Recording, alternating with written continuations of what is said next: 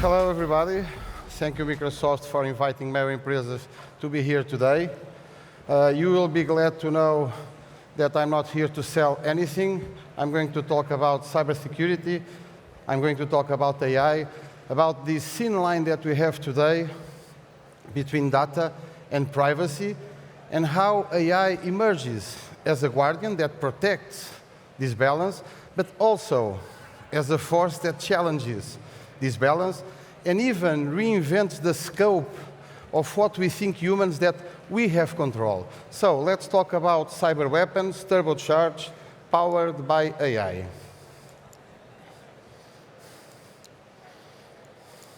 Well,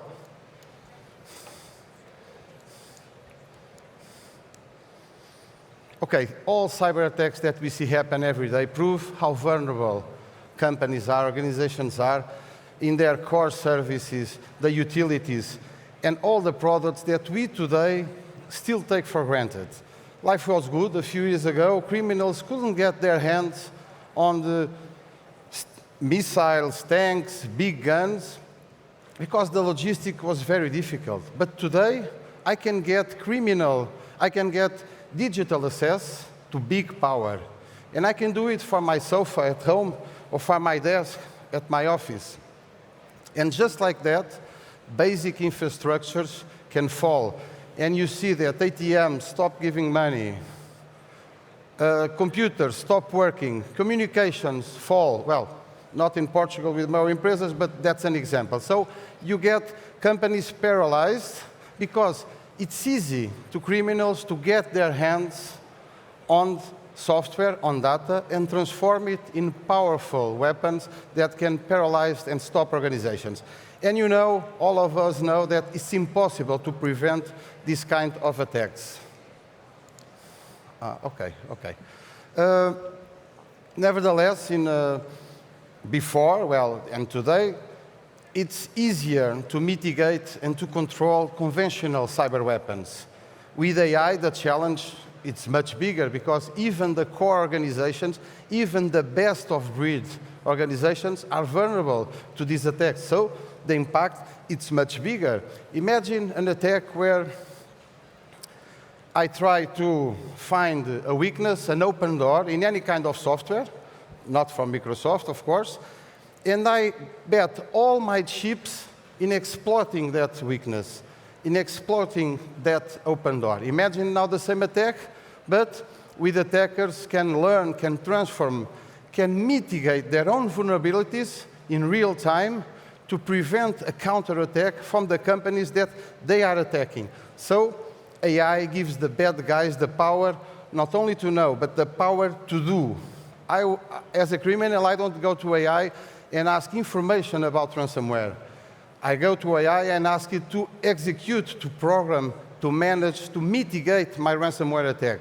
And so AI moves us from the power of information, or makes us evolve from the power of information to the power of action.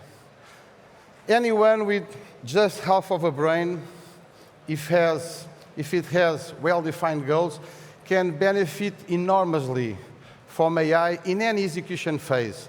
And this goes for creating a business plan for the best meat pie in Lisbon, or to conceive a plan to shut down the infrastructures of an electricity company. And so, again, power of action. When I think about AI, I think for the good. I think that maybe in a few years, I will have the best team of lawyers, the best team of consultants, the best team of product managers. And this is good, but also chaotic, because if we democratize, access is for everyone, criminals included. And you know that for the bad, technology and almost everything else evolves much faster. So it's a fact that if we democratize access, we democratize risk. And if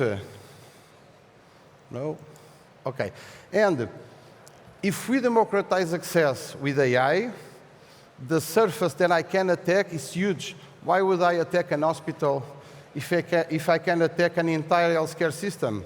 And I can do it literally, autonomously. like a new COVID, without leaving a trace, without leaving identity, and at the cost as I before attacked a small clinic. So yesterday, malware is autonomous. It spreads autonomously, but using a fixed preset of rules that I program. Today, tomorrow, with Gen AI, malware can learn and can transform in real time. And so I can mitigate and I can put maximum efficiency exploiting all the weakness that I don't know, but that I will find. It's a much different game. So in the near future, and let's talk in a worst-case scenario basis, in the near future, how can I maintain trust? How can I be trustworthy as an organization, as a country, if I can't guarantee security of my services? Even as an individual, what is my sense of citizenship? What is my compliance to the law if the basic needs that I have, the basic utilities like education, health, they are not secured? And so, all of you have on your laptop, you can have tools of great power that can provocate chaos in terms of cybersecurity. And that's a huge power that we, ordinary persons, can have within the reach of our laptop. And so, is it possible to legislate? Is it possible to regulate such a power? I don't think so, because AI has no borders, free access, and it will be very difficult, but it's a major challenge that we all face. On top of this, we have misinformation powered by AI. So, deepfake has arrived. We all see it working in influencing elections, influencing reputations. Whenever is the case, we always have financial or reputational damage. Once again, power to action. It's easy. I can make a video, publish it, it will be perceived as true, and so misinformation, it's exponential when we have the possibility of AI. And what does this have to do with security? Well, in a worst-case scenario basis, again, if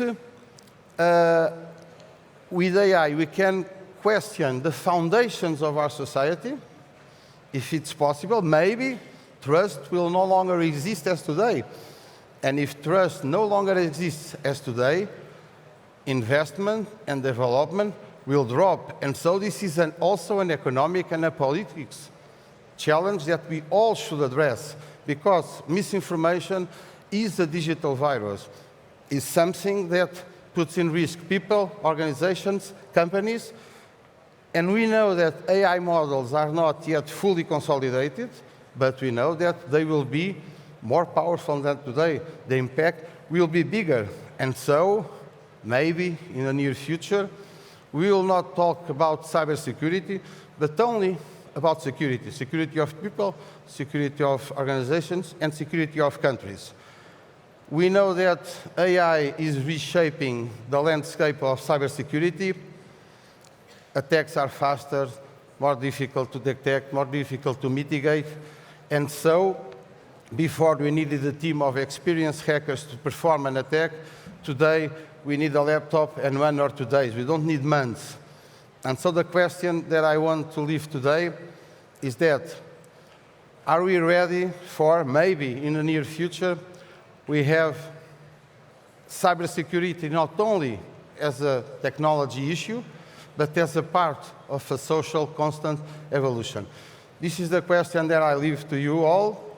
I hope we can work together and win this challenge safely. Thank you very much.